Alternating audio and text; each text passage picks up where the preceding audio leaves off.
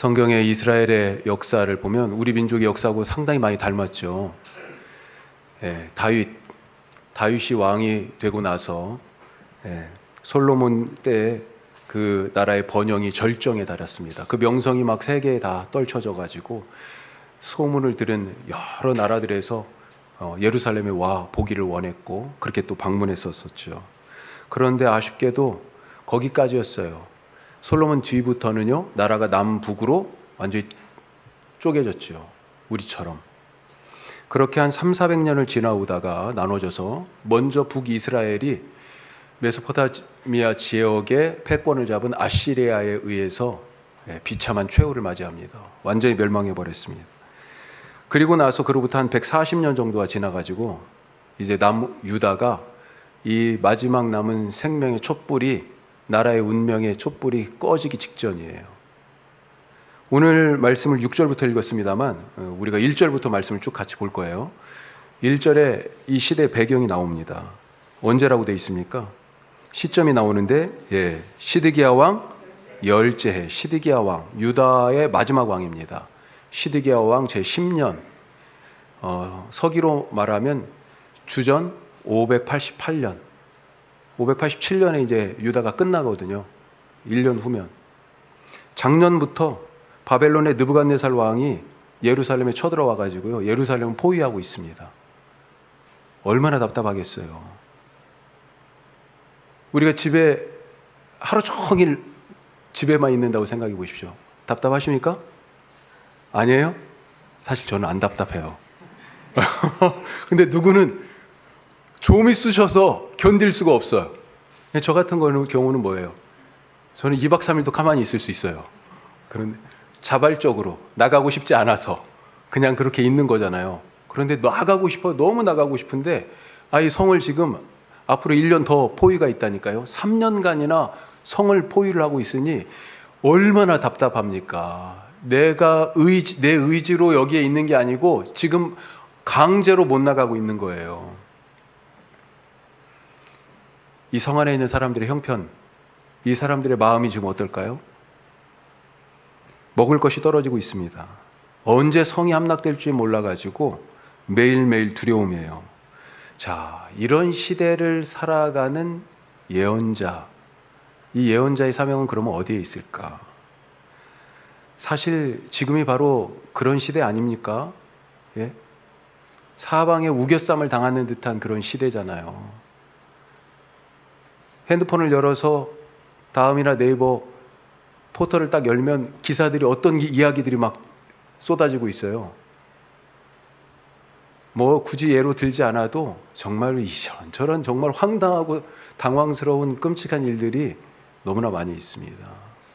그 속에 그런 시대를 살아가는, 희망이 없는 절망 속에 있는 그 시대 속에 살아가는 예언자의 사명은 무엇일까? 자, 이 성 안에 있는 백성들이 예언자에게서 무엇을 기대할까요? 위로의 말, 용기를 주는 말, 희망의 메시지, 그런 걸 기대하지 않겠습니까? 자, 오늘 첫 번째 말씀이에요. 하나님의 말씀만 전합시다. 예언자는 그런 사람이에요. 사람들은 지금 이러다 다 죽겠어. 언제 이 성이 함락될 거야. 이렇게 계속 포위하고 있는데 우리는 꿈쩍도 할 수 없으니 성 안에 먹을 건 떨어지고 이제 굶어 죽는 거 아니야? 앞날을 예상할 수 없고 절망과 낙심 속에서 그렇게 있는 사람들이 기대하던 위로와 격려와 용기와 희망의 말, 그런데 예레미야는요, 그런 말이 아니라 예레미야가 전하는 말이요, 들어보니까 너무 비관적이에요. 너무 낙심케 해요. 더 불안합니다. 희망이 보이지 않아요. 3절에서 5절 말씀 한번 요약해 보면 이렇게 되어 있습니다. 내가 이 성을 바벨론 왕의 손에 넘기리니, 예레미야가 전하는 지금 하나님의 말씀이에요. 이 성을 바벨론 왕의 손에 넘기리니, 유다 왕 시드기야는 갈대아인의 손에서 벗어나지 못하고 반드시 바벨론 왕의 손에 넘겨진 바 되리니 너희가 갈대아인과 싸울지라도 승리하지 못하리라. 뭐라고 되어 있어요? 이 성 바벨론 왕의 손에 넘어가고 유다의 왕 갈대아 사람들, 이 바벨론 군대 손에 넘어간다는 거 아니에요. 만약 내가 저 시대에 저 자리, 저 예루살렘 포위된 그 성 안에 살았다면 예레미야가 말하는 이 예언의 말씀 듣고 어땠을까요? 사람들은 나름대로 신앙으로 그 어려움을 이겨내 보려고 애썼을 것입니다. 왜냐하면 하나님이 어떤 분이세요? 모세를 통해서 홍해를 건너게 하신 분이잖아요. 홍해를 어떻게 건너요? 뒤에는 바로의 군대가 오고 앞에는 바다가 막고 있는데 이제 꼼짝없이 죽었잖아요. 이거 포위된 거나 마찬가지 아니에요? 이미 하나님이 그 속에서 이 백성을 건져준 경험이 있어요. 이 사람들은 도저히 살아갈 희망이 안 보이던 그때 바다를 가르셨잖아요. 하나님 그런 분이셨잖아요. 가나안 땅에 처음 들어가서는 어땠습니까? 여리고성 하나님이 무너뜨리셨잖아요. 다윗이 골리앗 앞에 서서요. 어떻게 했습니까? 하나님이 골리앗을 죽이셨잖아요. 하나님은 아기를 낳을 소망이 없는 조상 아브라함에게 아들을 주신 전능하신 하나님 아니십니까? 그런 여호와가 우리 하나님이신데 그것이 우리가 지금까지 보고 배우고 믿어왔던 것인데 그 하나님을 예배했었는데 그런데 하나님이 이번에는 할 수 없다고요? 이번에는 안 된다고요? 이번에는 불가능하다고요? 이번엔 싸우면 진다고요? 이런 믿음 없는 소리가 어디 있어요? 지금 예레미야가 하는 얘기가 지금은 아니다. 이번에는 진다. 이번에는 왕이 바벨론 왕의 손에 넘어가고 나라가 넘어가고 그렇게 얘기하잖아요. 그러면 성경 이야기는 뭐예요? 더군다나 전에 다윗 왕에게 하나님이 어떤 약속을 하셨어요? 다윗을 왕으로 세우셨을 때 자, 왕이 되고 나서 처음에는 한 7년간은 유다 지파의 왕만 됐었습니다. 그러다가 사울이 죽고 이제 온 이스라엘 전체 12지파의 왕이 된 거예요. 그리고 나서 여부스 족속이라고 하는 사람들이 점령하고 살고 있던 예루살렘을 빼앗았어요. 그래서 그 성을 다윗성이라고 붙였습니다. 자, 다윗성을 얻고 나서 그리고 온 지파의 왕이 되고 나서 다윗이 한 첫 번째 일 중에 하나가 뭔지 아십니까? 방치되어 있던 언약궤를 다윗성으로 가져온 일이었어요. 하나님의 궤가, 하나님의 임재의 궤가, 하나님의 말씀을 담은 그 언약궤가 방치되어 있었어요. 20년 이상. 그걸 다윗성으로 가져왔어요. 하나님이 너무 기뻐하셨어요. 그러면서 이렇게 약속하셨습니다. 사무엘하 보죠. 같이 해요. 내 집과 내 나라가 내 앞에서 영원히 보존되고 내 왕위가 영원히 견고하리라. 나라 어떻게 된다고요? 영원히 이 나라가 내 앞에서 보존되고 너의 왕위가 내 후손들에게 계속 물려줄 것인데 그 왕위가 영원히 견고하리라. 이게 하나님의 약속이에요. 그 다음 왕 아들 솔로몬이 다윗이 준비한 모든 걸로 성전을 건축했잖아요. 그렇죠. 다윗은 아버지는 언약궤를 가져오고 아들 솔로몬은 하나님을 위하여 집을 지었어요. 성전을 다 짓고 봉헌식을 하고 하나님께 기도를 드리면서 성전을 봉헌했어요. 예배를 드리면서. 그랬더니 하나님이 응답하셨습니다. 열왕기 말씀 한번 보죠. 자, 이렇게 돼 있어요. 여호와께서 성전 봉헌식 후에 그에게 솔로몬에게 이르시되 내 기도와 내가 내 앞에서 간구한 바를 내가 들었은지 같이 해요. 나는 네가 건축한 이 성전을 거룩하게 구별하여 내 이름을 영원히 그곳에 두며 내 눈길과 내 마음이 항상 거기에 있으리니. 어디에 있어요? 하나님 마음이, 하나님 눈길이. 하나님 어디에 거하셔요? 솔로몬이 지은 그 성전에. 근데 성전이 어디 있어요? 예루살렘에 있어요. 예루살렘에. 그런데 이 예루살렘이 지금 어떻게 돼 있어요? 포위당하고 있다고요. 2년째 포위고요. 앞으로 1년 더 남았어요. 3년째 포위당해. 지금 포위당하고 있지만 이 말씀에 따르면 뭐예요? 예루살렘은 평안할 것이라는 거 아니에요. 성전은 무너지지 않는 거 아니에요. 이 나라의 왕의 왕위는 나라도 왕위도 견고할 거잖아요. 영원히. 예레미야 예언은 이런 성경의 약속들하고 그러면 충돌되는 것입니다. 어떻게 해야 돼요? 뭐가 맞는 겁니까? 그동안 배우고 믿었던 신앙하고 예레미야의 예언의 말씀이 맞지 않아요. 절체절명의 위기의 때에도 위기의 때잖아요, 지금. 이게 상식적으로 맞지도 않아요. 오히려 백성들한테 용기를 북돋아 줘야 되는 게 선지자의 사명 아니겠어요? 왜 당신은 사람들 낙심시키는 얘기만 하는 거예요? 왜 그렇게 이 나라가 망할 거라고 아주 나라가 망하라고 노래를 불러요, 노래를 불러. 이러는 거 아니에요. 그래서 사람들은 예레미야에게 분노했습니다. 차라리 죽여버리자. 예레미야가 왜 이런 말을 했을까요? 이런 말을 하면 어떤 일이 벌어질지, 사람들이 자기를 어떻게 쳐다보고 어떻게 말하고 자기 신체와 삶에 어떤 위력이 가해질지 알고 있었어요. 지금 32장이잖아요. 이미 앞에서부터 계속 그런 일이 있었습니다. 얻어맞고 저놈을 죽이자 소리 많이 들었고요. 갇히기도 했었고요. 예레미야가 이런 말을 할 수밖에 없었던 것. 예레미야에게 선택권이 없었어요. 선택권이 없어요. 예언자는 자기 말을 하는 사람이 아닙니다. 자기가 하고 싶은 말을 하는 사람이 아니에요. 상황에 따라 말하는 사람도 아닙니다. 다른 사람 말을 듣는, 이 말씀을 듣는 사람의 형편과 상황을 고려해서 감정도 헤아려서 적당히 얘기하는 그런 사람이 아니에요. 예언자는 하나님이 넣어주시는 말씀을 그대로 그 말씀만 전하는 사람이에요. 우리는 어떻습니까?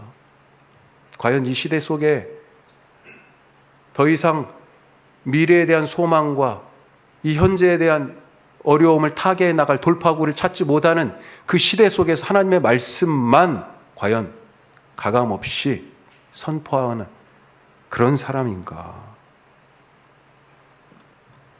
20년쯤 된 이야기인데요. 그때 그 친구가 유년부 어린이였어요. 제가 기억을 더듬어 보다가 몇 학년이었지? 몇 살이었지? 분명히 초등학생이었는데, 그래서 생각해 보니까 그 일과 관계된 분이 유년부 전도사님이었어요. 예, 제가 기억이 났어요. 유년부니까 우리 교단은 유년부, 초등학교 1, 2학년, 초등부 3, 4학년, 소년부 5, 6학년 이렇게 보통 나눠 있어요. 유년부니까 초등학교 1, 2학년 된 애예요. 주일날 교회에서 유년부 예배를 드리는데, 유년부 친구들, 선생님들하고, 그런데 예배를 드리다 보면 이렇게 같이 함께 해야 되고 규칙을 좀 따라야 되고 하는 부분들이 있잖아요. 그런데 교회에 와 보면 막 너무 좋아가지고 막 이리저리 마음대로 그냥 하고 다니고, 선생님들 잡으러 다니고, 막 학교만큼, 요즘 학교에서도 그러면 안 되잖아요. 엄청 힘들잖아요, 우리 선생님들. 그런데 교회에서는 더 그렇죠. 쉽지 않습니다. 그런데 이해가요. 교회가 갑자기 깜짝 놀랄 일이 생긴 거예요. 뒤집어졌어. 왜? 아니 갑자기 전도사님 뺨을 때려버렸어요. 남자애인데, 여자 전도사님인데 얼마나 당황스러웠는지. 애한테 모두가 다 있는데 갑자기 뺨을 딱 맞은 거예요. 갑자기 어떤 사람은 뚜껑이 열리잖아. 그렇죠? 그 전도사님 성이 좌씨였어요. 또 좌. 네. 그 좌 전도사님께서 뺨을 맞고, 와, 저도 깜짝 놀래가지고 내려가 봤죠. 얘기를 듣고. 더군다나 그 아이가 속한 가정이 제가 담당하는 교구에 속해 있었어요. 그 전도사님이 또 잘 알고 있고, 제 학교 동아리 후배였어요. 전도사님을 위로하고 이야기도 들어보고, 선생님들한테도 상황을 파악해서 얘기를 들어보고, 또 엄마 얘기도 들어보고, 애도 만나보고, 하여튼 그러면서 제게 주시는 마음이, 이 아이를 위해서 엄마한테 뭔가 직언을 좀 하면 좋겠다, 이런 마음을 주시는 거죠. 그래서 그 어머니 되는 집사님한테 우리 애가 상담을 좀 받았으면 한번 받아보면 좋겠다, 그런 말씀을 드렸습니다. 엄마가 엄청 기분 나빠하셨어요. 받아들이기 쉽지 않으시더라고요. 더군다나 그때는 지금처럼 어디 상담소든지 정신의학과든지 이런 데 얘기하는 것 자체가 쉽지 않은 그런 분위기였죠. 자기 아이를 문제아 혹은 환자 취급한다, 그렇게 느끼셨던 것 같습니다. 사실 문제를 뭐 적당히 마무리할 수 있습니다. 전사님 적당히 위로하고 부서도 가서 좀 적당히 깜짝 다들 놀랐으니까 다독여주고 부모님 만나서도 아유 애들이 크면서 그럴 수 있죠. 우리 너무 활기차서 그래요. 뭐 이런 식으로 적당히 얘기하고 넘어갈 수도 있었겠어요. 저도 괜히 싫은 소리 안 듣고요. 하지만 이 엄마가요, 시간이 지나고 나서 이 집사님이 마음을 고쳐먹고 아이를 데리고 상담을 다니기 시작했어요. 그리고 저는 이제 그 교회를 떠나왔죠. 객관적으로 이 엄마가 아이를 보기 시작한 것입니다. 10여 년 훨씬 지났습니다. 우리 교회 개척할 때 어떻게 소식을 들었는지 집사님이 서울에서 내려왔어요. 사실 그 집사님하고 그렇게 살갑게 가깝게 좀 그런 것은 아니었다고 생각이 되는데 찾아오셨어요. 그러면서 그때 일을 기억하고 너무 감사하다며 이 아이 상황을 지금 얘기해 주시는 거예요.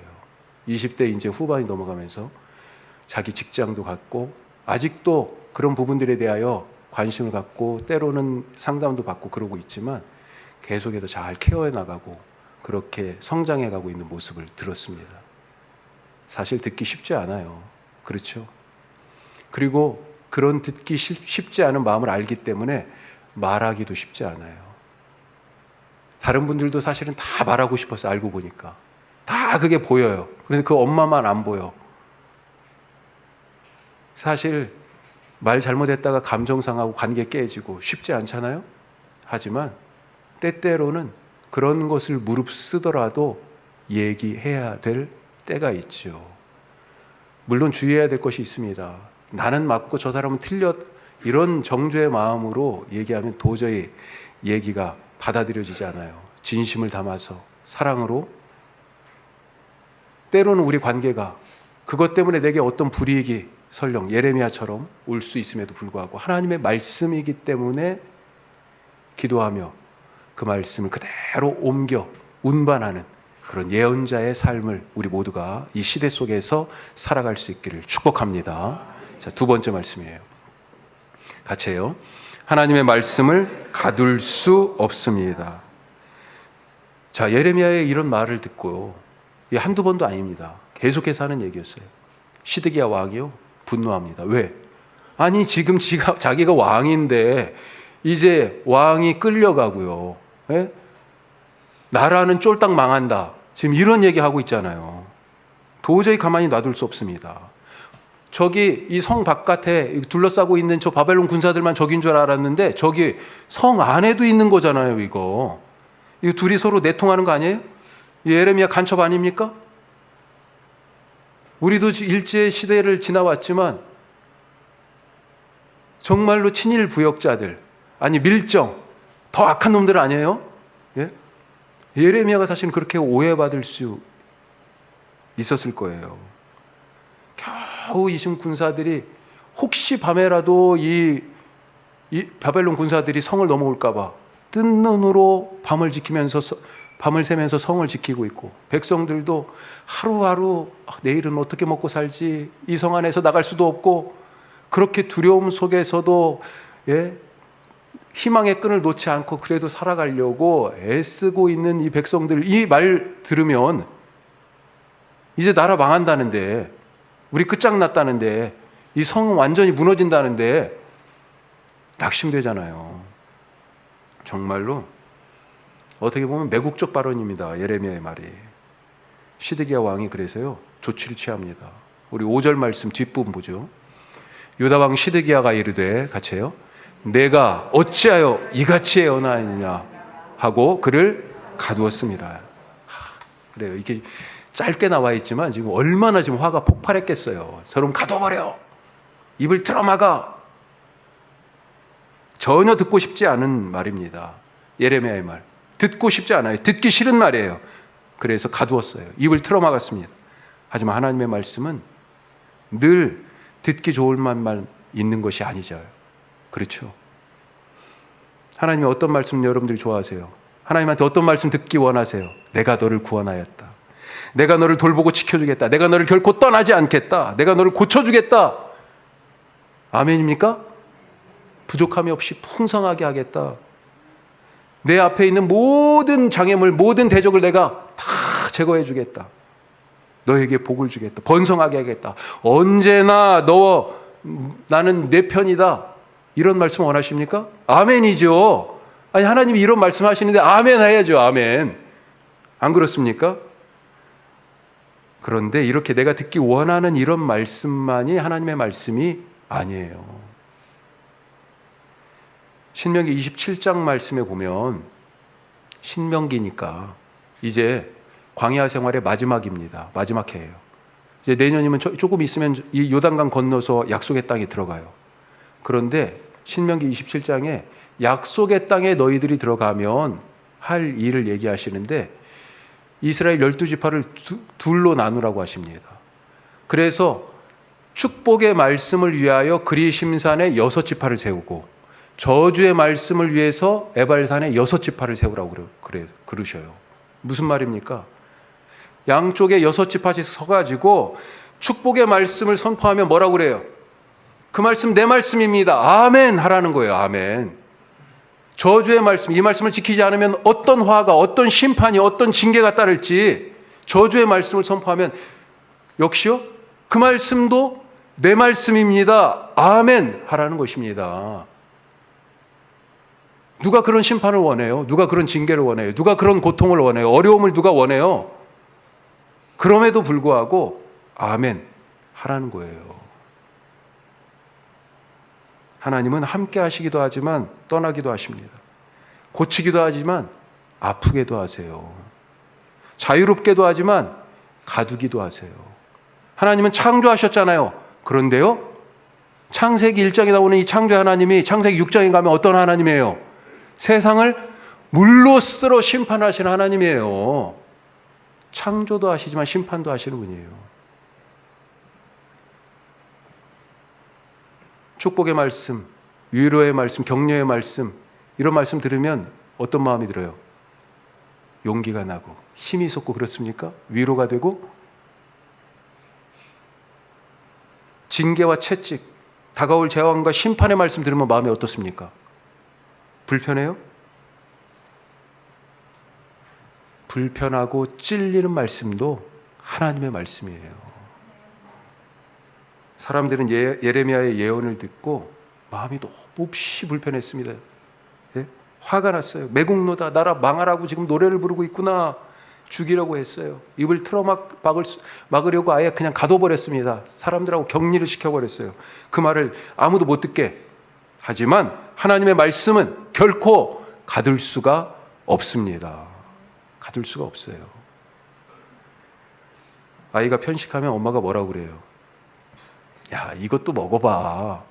골고루 먹어야 건강하지. 그러지 않아요? 말씀도 마찬가지예요. 말씀을 편식하는 분들이 있어. 달고 부드러운 말씀만 원해요. 하나님이 말씀하시는데 이래. 아니야, 하나님 아니야. 그거 아니야. 난 듣고 싶지 않아. 예? 혹시 이러고 있는 거 아니에요? 부드럽고 따뜻한 말씀도 은혜요. 뾰족하게 찌르는 말씀도 주님 감사합니다. 아멘 하실 수 있기를 간절히 바랍니다. 제가 신혼 때 교회에서 추어탕을 먹으러 갔어요. 또 목사님들 그런 것도 이상하게 좋아하셔. 근데 저는 그때까지 추어탕을 안 먹었어요. 약간 미꾸라지, 약간 그런 게 있잖아요. 예. 근데 추어탕을 먹으러 가네. 제가 뭐 어쩔 수 없이 따라간 거죠, 뭐. 예. 근데 가서 먹어보니까 우와, 이거 엄청 맛있는 거예요. 자, 맛있는 걸 먹었어요. 신혼 때예요. 어떻게 해야 됩니까? 집에 가서 아내에게 나 교회에서 추어탕 먹었는데 진짜 맛있더라. 같이 먹으러 가자. 먹으러 갈게요? 안 갈게요? 뭘 먹으러 가요? 그걸 어떻게 먹냐고 그러지. 예. 그때 이정 목사와 제가 서로 섬기는 교회가 달랐습니다. 예. 그때 아직 신학대학원 졸업하기 마지막 학기였어요. 그래가지고 섬기는 교회가 달랐는데, 아니 하루는 주일날 교회를 갔다 오더니만 들어와서 하는 말이 자기 오늘 추어탕 먹고 왔다는 거예요. 와, 이거 엄청난 이 배신감. 예? 지금도 사실 조금 그래요. 저랑 제가 뭘 먹으러 가자 그러면요, 자기 못 먹는데요. 그런데 집사님들하고는 먹고 와요. 추어탕이 지금은 엄청 잘 먹습니다. 최애 음식 중에 하나예요. 이희정 목사. 몇 개, 뭐, 거의 떡볶이, 뭐, 이런 거만, 아직도 이 애들 입맛인데, 그 중에, 하여튼, 편식? 나는 저거 먹고 싶다고 해서, 나는 저거는 못 먹겠다고 해서, 사실은 점점 어른이 되어 가면서 그런 부분들이 없어지는 거잖아요. 우리가 신앙이 성장할수록, 저 말씀은 하나님 말씀, 너무 맛있는 말씀인데, 때로는 쓰고 때로는 매운 것도 먹을 수 있는 그런 장성한 신앙이 되시기를 주님의 이름으로 축복합니다. 자, 마지막 세 번째, 희망을 심읍시다. 희망을. 오늘 말씀, 정작 오늘 말씀은 말씀 앞에 있는 말씀만 지금 나눴네요. 이제 6절부터예요. 자, 근위대 뜰에 갇힌 예레미야에게, 시위대 뜰에 갇힌 왕궁, 그러니까 근위대, 왕궁 경비대예요. 거기 뜰에 지금 가둬놔 버렸습니다. 말 더 이상 못하게. 자, 그런데 이 예레미야에게 누가 찾아왔냐면 고향 아나돗에 사는 숙부의 아들이니까 사촌이죠. 사촌 하나멜이라는 사촌이 찾아왔습니다. 와가지고 무슨 얘기를 해요? 자기 밭을 사라고 합니다. 자, 그러면서 7절에 보니까 뭐라고 표현하냐면 기업 물을 권리가 내게 있다. 그렇게 얘기합니다. 기업을 물러야 된다. 기업이 무슨 얘기예요? 땅입니다. 땅을 물은다는 게 뭡니까? 되사가지고 오는 거잖아요. 원상복귀하는 거잖아요. 그거죠. 자, 가문마다, 지파마다 분배된 땅이 있어요. 그 땅은 그 지파, 그 가문 안에 있어야 합니다. 하나님께서 원래 그렇게 나눠주셨잖아요. 예. 그래서 만약 누가 살다가 보니까 어떻게 빚을 질 일이 있어요. 그래가지고 땅을 잃게 됐어요. 그러면 어떻게 해요? 그 가문, 그 지파를 넘어가서는 안 되니까 소유권이 그 가족 중에서 제일 가까운 사람, 친족 중에서 제일 가까운 사람 순으로 그 땅을 되사와야 돼요. 다른 가문, 다른 지파로 넘어가지 않도록. 그래서 그것을 기업을, 땅을 물은다라고 하는 것입니다. 그 책임이 지금 누구에게 있어요? 하나멜과 지금 가장 가까운 친족을 찾아오다 보니까 예레미야한테 온 거예요. 자, 그런데 지금 예레미야가 어떤 상황입니까? 땅 사줄 상황이에요? 우선 나라적으로는요, 이 나라가 지금 언제 망할지 모르잖아요. 예루살렘이 이렇게 포위되어 있습니다. 더군다나 예레미야는 감옥에 갇혀 있어요. 여기서 지금 뭘 할 수 있겠어요? 자기 미래에, 가서 살아날 가망성이라도 있겠습니까? 전쟁에서 만약에 바벨론 군대가 오면 이 전쟁통에 죽을 수도 있고요. 바벨론 군대가 넘어올 낌새만 보이면 지금 예레미야는 어떤 의미에서는 저 간첩 아니에요. 바로 예레미야부터 죽일지도 모릅니다. 화가 나서. 그런데 예레미야가요, 밭을 삽니다. 자기 미래도 불투명하고 이 나라도 곧 망할, 자기가 한 예언대로라면 망하는 게 맞잖아요. 그럼에도 불구하고 밭을 사요. 왜 이런 미련한 짓을 합니까? 왜요? 8절 말씀에 이유가 있어요. 자, 8절 끝에 보면 같이 해요. 내가 이것이 여호와의 말씀인 줄 알았으므로. 바로 이겁니다. 바로 이거예요. 여호와의 말씀이기 때문에 희망이 없는데도 불구하고, 가능성이 없는데도 불구하고 그 말씀을 순종해서 지금 밭을 무르고 있는 거예요. 거금을 들여서. 내일 망하는 회사 주식 사는 것 아니겠습니까? 예? 말씀 따른다는 것이 바로 이런 삶입니다. 당장은 미친 짓 같아요. 하지만 예레미야의 이런 순종은 결코 미친 짓이 아니었어요. 앞으로 하나님께서 행하실 일을 미리 보여주는 예언자의 헌신이요, 예언을 말로만 하는 게 아니라 예언을 삶으로 보여주는 예언의 행위였습니다. 우리 오늘 읽은 마지막 말씀 15절 한번 보세요. 앞으로 하나님이 무엇 하실 겁니까? 만군의 여호와 이스라엘 하나님께서 이와 같이 말씀하시니라. 자, 앞으로 될 일이에요. 뭐라고 돼 있어요? 사람이 이 땅에서 집과 밭과 포도원을 다시 사게 되리라. 아멘. 아멘. 모두가 희망이 없다고 얘기하는 이 시대 속에서 정말 한국교회 특별히 보면 희망이 없어요. 지금 솔직하게 그러지 않습니까? 모두가 우리 교회 보고 놀랍니다. 아니, 그 교회는 왜 이렇게 젊은 사람들이 많은 거야? 이야기를 들어보니까요, 전부 다 이제 60대 다 이상이에요. 저랑 비슷한, 아니 저보다 조금 더 뭐 몇 살 더 많은, 나이 많으신, 그래서 60이 조금 안 되신 목사님들 가면 그 교회 목사님이 항상 막내야. 우리 교회는 제가 딱 중심이잖아요. 예. 아닌가요? 아니, 아래쪽인가? 예. 우리 교회 학교, 우리 교회도 그럼에도 불구하고 우리 교회만 봐도 우리 청소년들, 어린이들, 그래도 청년들은 그래도 걱정입니다. 지금 다른 교회들 코로나 지나면서 교회가 이러다 10년 후는요, 교인 수가 아마 반절 이상으로도 줄을 거예요.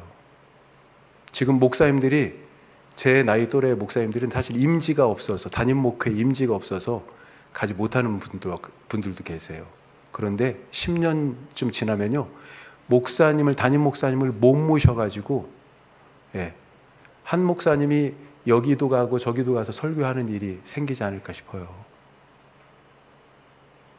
그 속에서 교회적인 위기, 이 사회의 위기 속에서 예레미야처럼 하나님이 말씀하셨기 때문에 오늘 당장은 미친 짓 같이 보여도 그 말씀대로 살아가는 희망을 심는 우리 모두가 될 수 있기를 주님의 이름으로 축복합니다. 기도하겠습니다.